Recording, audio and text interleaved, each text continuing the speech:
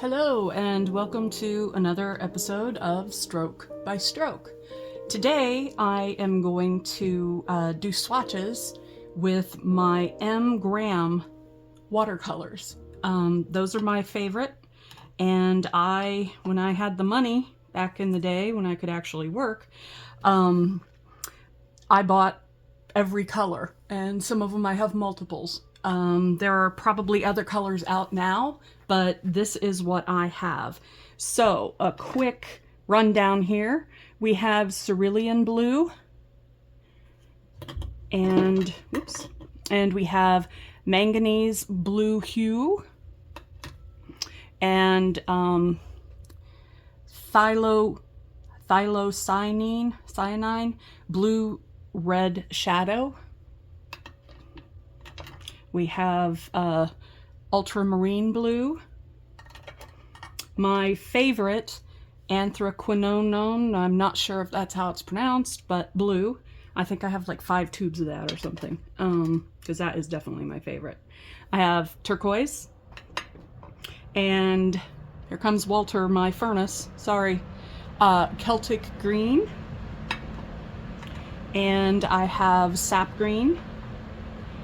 And here is cyanine green. I really don't know how to say some of these. Hey, look, it's the same cyanine green, so that can go back. Cool. I've got room for one more on here. That's wonderful. There's olive green. This is dioxazine, yeah, purple. This one is cobalt violet. This one is quinacridone violet. This is quin rose. This is pyrrole red. This is quinacridone red. This one is maroon Paroline, sure. We're gonna go with that. And this one is permanent alizarin crimson. This one is raw sienna. This is quinacridone rust. This one is terra rosa. This one is transparent orange iron oxide. This one is azo orange. This one is cadmium orange. I have nickel quinacridone gold. This poor guy's been through a lot. This one is, watch out, baby. This one is, let's see here, nickel azo gold, which is similar to the, well, actually, I think these might be the same. They are the same. Looky there. Cool. All right. Transparent yellow iron oxide, Indian yellow, cadmium yellow deep, azo yellow, and finally, Hanso yellow. And then in the middle here, I have some neutral tint, and of course, my titanium white wash. So I'm going to skip you watching me put these into the palette, but I do want to talk about the palette for just a second before I do that. This, I spent, when I was making money, I spent money. Anyway, this is a porcelain palette. And it's a really big one, huge mixing area. And what I'm going to do is I'm going to put my watercolors in the wells here and let them dry over time. And that's fine because you can use water to start, to liquefy it again.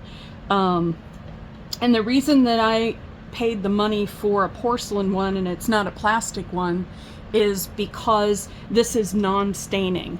I had a bunch of stuff in here for a very long time, and when I washed it to get ready for this video, it came out no problem whatsoever. And some of these are so beat up, and there is mud actually on some of them. That is because all of these went through the wreck when my husband was driving the truck, and this is Missouri mud on here. Anyway, the truck flipped, and everything that I owned at the time went across the interstate at about 70, 80 miles an hour. So the fact that it survived it all is amazing. And M. Graham watercolors use honey, and that is a preservative that is natural, and over time it will kind of seep out. I have never experienced any problems with that, but it can be a little icky. So I'm gonna stop the video here, fill my palette, and then I'm going to create some swatch. I'm gonna just draw a grid and stuff and put like a key, you know, for all of the different colors so we can swatch together too. So I will be back shortly. So this is what it looks like with all of the paint put into the palette. And I lined everything out so I'd know what was what. And then I created these charts. And I didn't use a ruler, and you know, I don't care.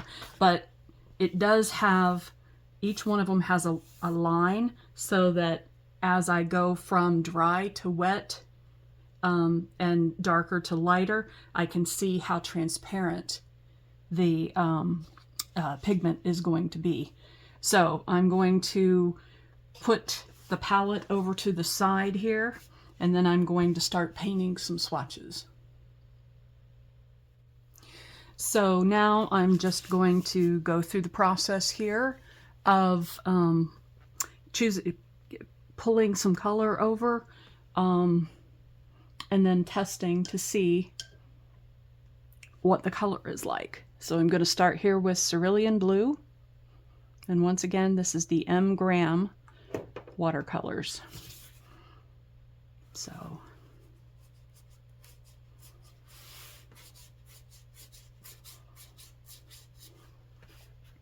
and now I'm going to come in here with just some clear water and see how far out I can take it.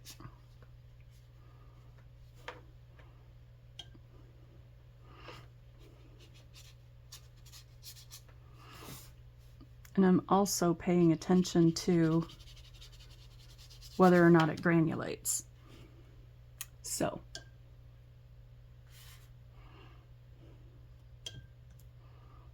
okay, and now it's manganese blue hue.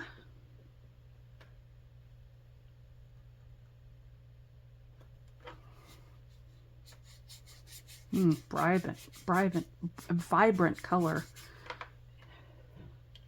Yes, my aphasia is not happy with me, and my hand is not happy with me either, because of all of the movement, all of the fine motor movement that I've been doing with opening all of those tubes and then writing all of that as well. So, okay. Next is the phthalocyanine blue-red shade.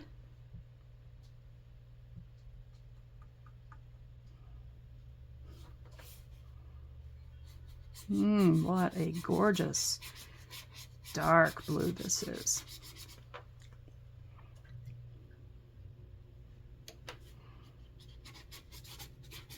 Oh, and I can tell right away that it's a staining color, because you can see right here where it shows the original. Yeah, this is one that has a long pull, so that's a very, very strong color. Okay, and next is ultramarine blue.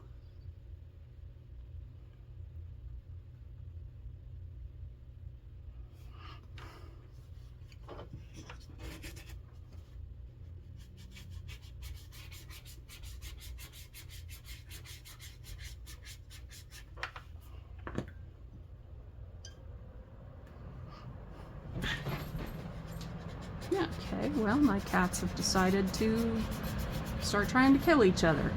That's nice. Okay, so that was ultramarine blue. Here comes anthraquinone blue, which, like I've said before, is my personal favorite. I just love this because it goes from almost black.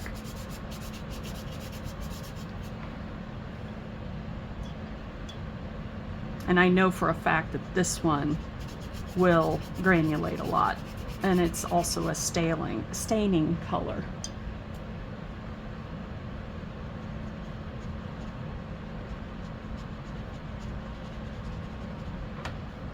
Okay. I can see the cyanine or cyanine blue-red is also, this is what I'm talking about with it granulating. And I actually really like colors that granulate. So you can see this is a texture right here. Okay. And then finally, of my blues, I have turquoise. This is also a really beautiful, delicious color.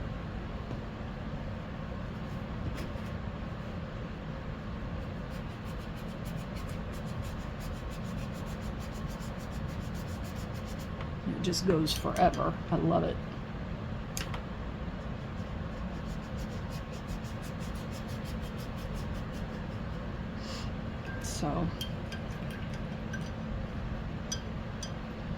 So there are my blues.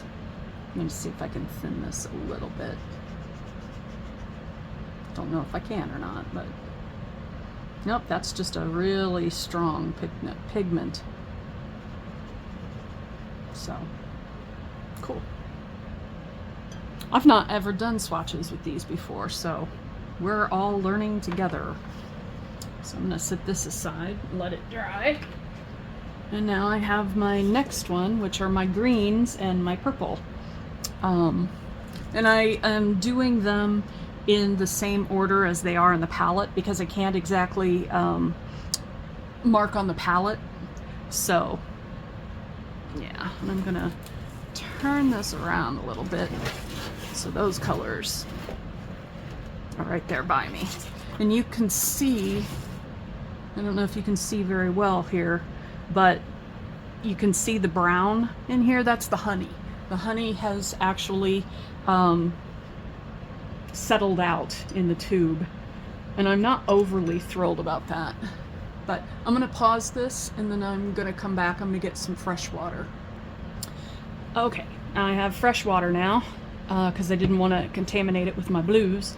And I also wanted to show you, I have this, I just got this on Amazon. I got it in a 3-pack actually. I only have one left, but this is a cleaning soap, and you just use the soap on your brushes and it keeps them in good condition. So I do that when I'm done, because you can see how it stained my brush here, dog hair, blue. So when I clean it, that will come out a little bit, but it's coming out clear right now. So, and I need to, this Celtic green, I need to mix it up so that that honey is distributed through the pigment a little better. Okay, so there's that, and I'll just, and that was much darker or much thicker than I really intended it to be, because I used it to stir it up. So I'll just come in here, and this is an interesting one because it looks a little chalky to me, until I make it really super diluted. So that's good to know. All right, next is sap green.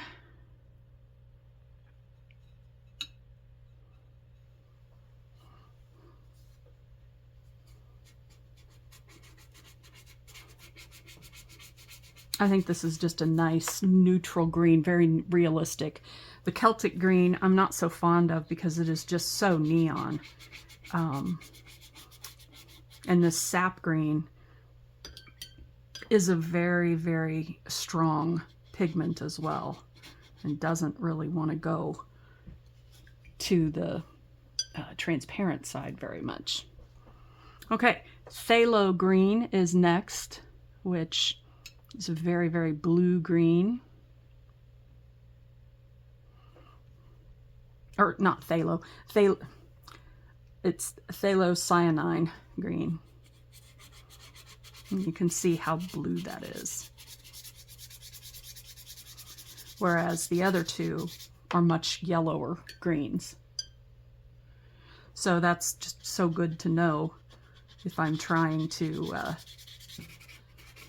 stick with a color temperature in what I'm doing. Okay, that sap green is trying to go away. I'm going to blot that up a little bit. Okay, there we go. Went a little crazy on me. And you can see that the phthalocyanine green is granulating quite a bit. And of course, this is cellulose paper. I'm not using the really good paper here, so that is also having a bit of an effect, but that's okay. All right, this is olive green, which is definitely a brown green, which I like that a lot. I'm not too crazy about these two. This is pretty. I don't like this one much at all. And this is just personal taste, honestly. But this is a very natural color. So yeah, I really like this one. Okay, and next is dioxazine purple. So those are the ends of my greens. And this is a really glorious color too. And once again, also has a huge pigment to it. Very, very pigmented.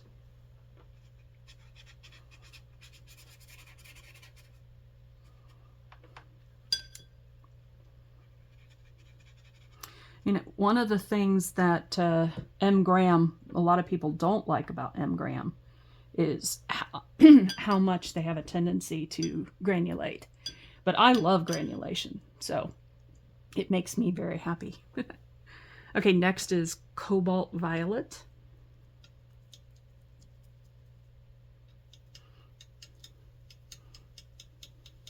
And this one had, for some reason, kind of hardened up a little bit in the tube, so it takes a little more work to get the color. It's a nice kind of warmish violet. It's a cold warm, which I just love how complex that actually is. Okay. And finally on this side, the last one is quinacridone violet. So, oops, and I just hit, sorry, I hit the holder for the phone. And this one is definitely going toward the red. So, and I think this is just so pretty. It's actually one of my favorite colors. I love a good red violet.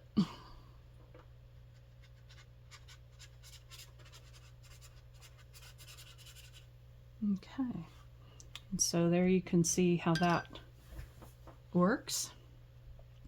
I'm gonna go get some fresh water. I will be right back. Okay, I have fresh water at hand. So now I'm going to start in the reds. This is quinacridone rose.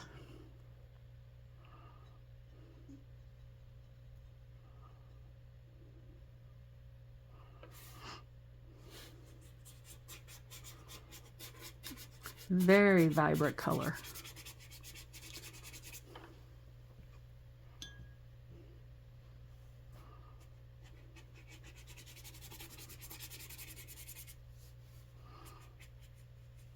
Also takes a lot of water to dilate, or dilate? No, dilute.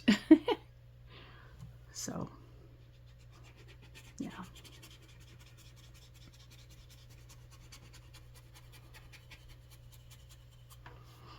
Okay. And it also looks like it might be a staining color. Very much.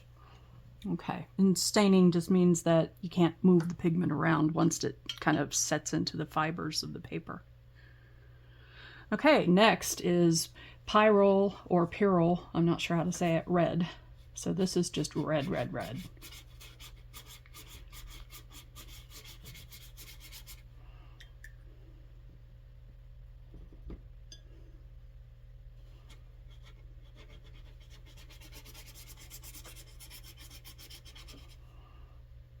And I don't generally use a lot of reds when I paint. I'm not sure why. I think just because of the way it makes me feel. And see, you can see that's a staining color too. All right, next is quinacridone red.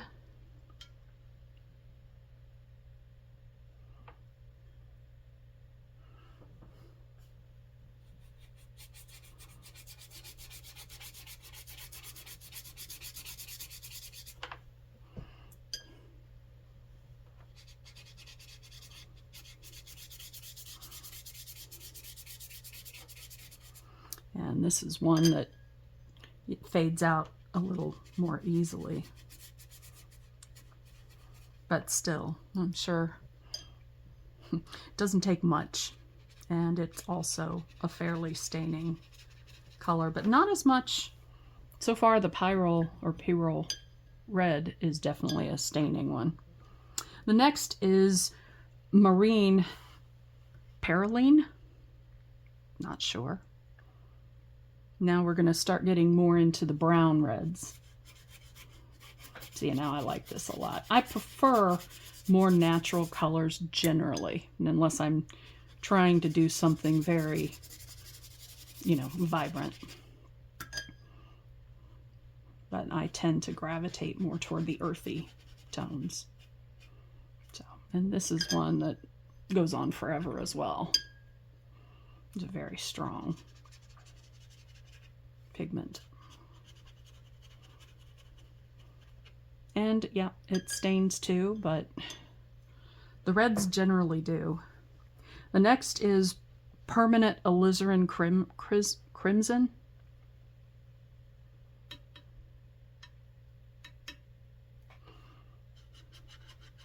Ooh, that's beautiful.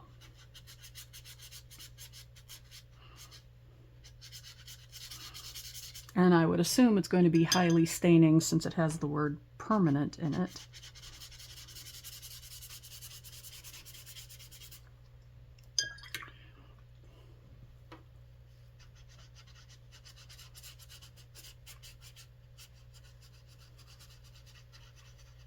Okay.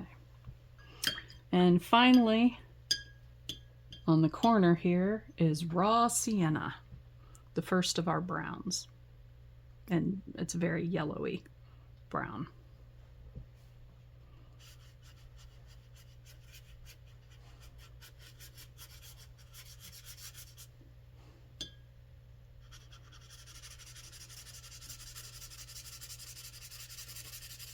It's picking up a little bit of red from the reds that are in my water here. But that one fades out beautifully. Okay. Yeah, it's picking up the red from the water, but okay. I'm gonna get more new water. Okay, I'm actually gonna come in here with the raw sienna again, now that I don't have red in the water. And I'll continue it here. This will give a better representation of what this color actually is. So yeah, you can see that red was from my water. So I'm going to switch this.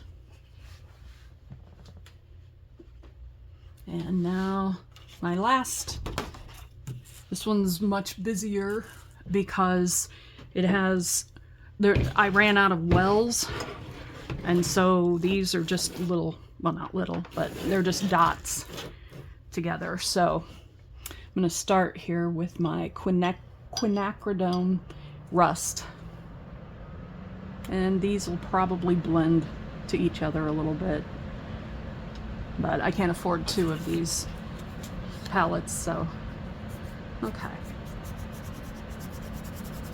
Definitely a very warm color.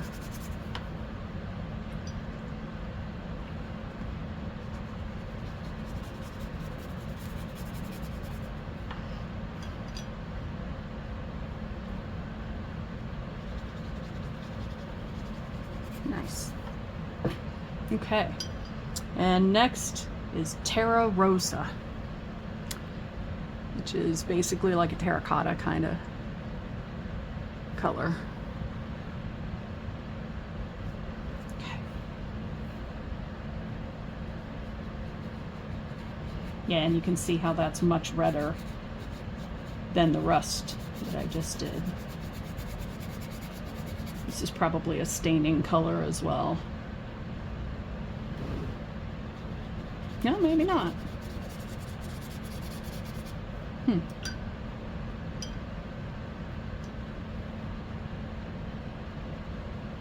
No, actually, ooh, and that does some interesting granulation there too. Cool. Nice. All right, next is transparent orange iron oxide.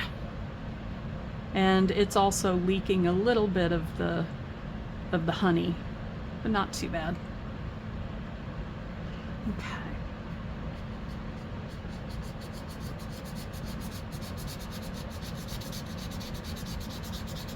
That's a much warmer red type color, or rust type color. Oh, I picked up.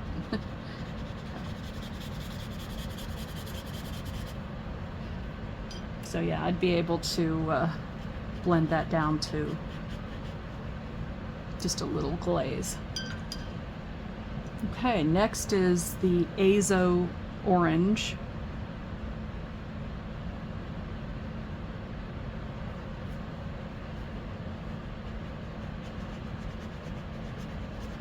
That's a vibrant orange.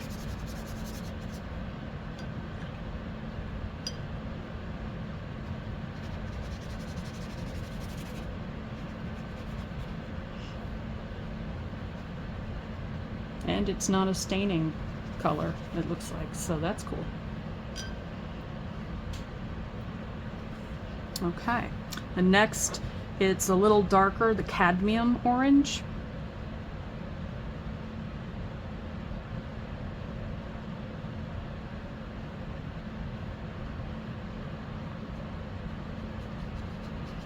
Oh, that's an opaque one. Very.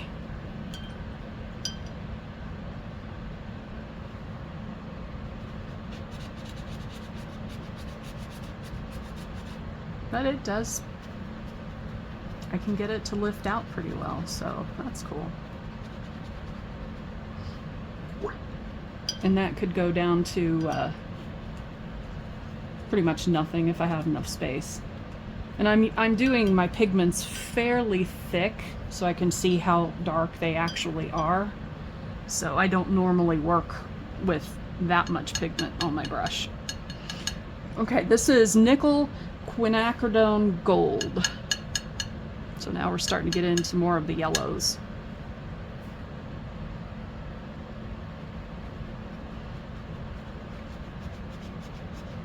It's interesting how it leads yellow.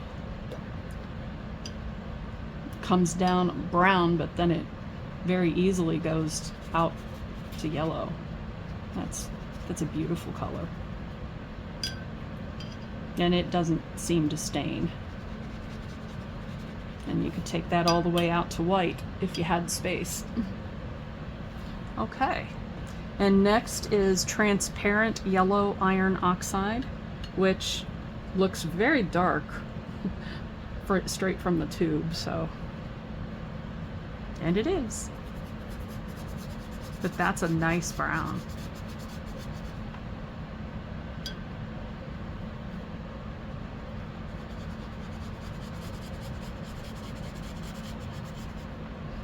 Yeah. It has lots of opportunity there to do fun stuff with. And then next is Indian yellow. I've always liked this color. It's my favorite orange.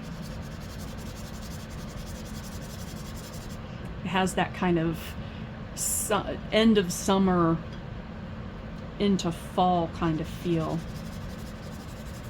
which I just love. And this one goes way out. You can glaze nicely with this one. All right. And next is cadmium yellow, which is kind of the last of the orangey colors. Oh, it's so nice when my furnace stops. I feel like I have to scream so that you can hear me. Okay. Cadmium yellow, that's a nice one too. A little yellower though than the Indian yellow. And next is azo yellow.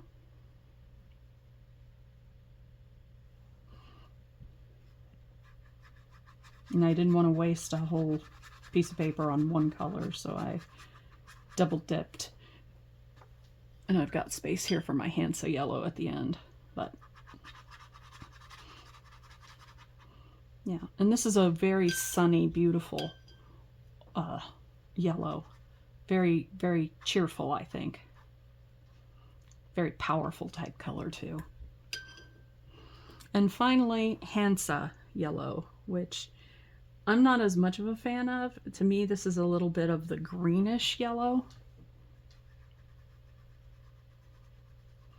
But it's still nice. It's just a little harsh, I think. I like this one, the azo, a little better than the Hansa. But it's a beautiful pigment too.